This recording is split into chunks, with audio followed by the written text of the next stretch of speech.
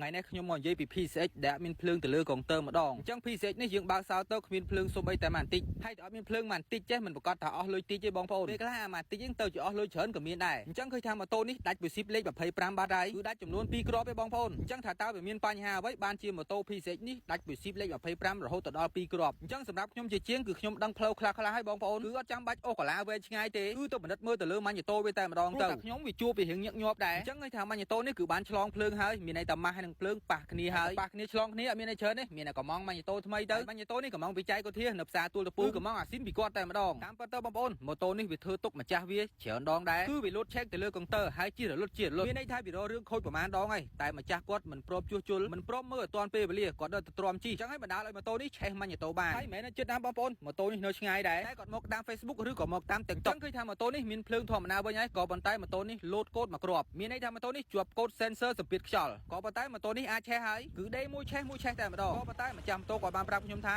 ត្រូវតែធ្វើឲ្យស្អាតព្រោះអស់លុយច្រើនហើយធ្វើឲ្យស្អាតតែម្ដងទៅចាំវីដេអូក្រោយបងប្អូន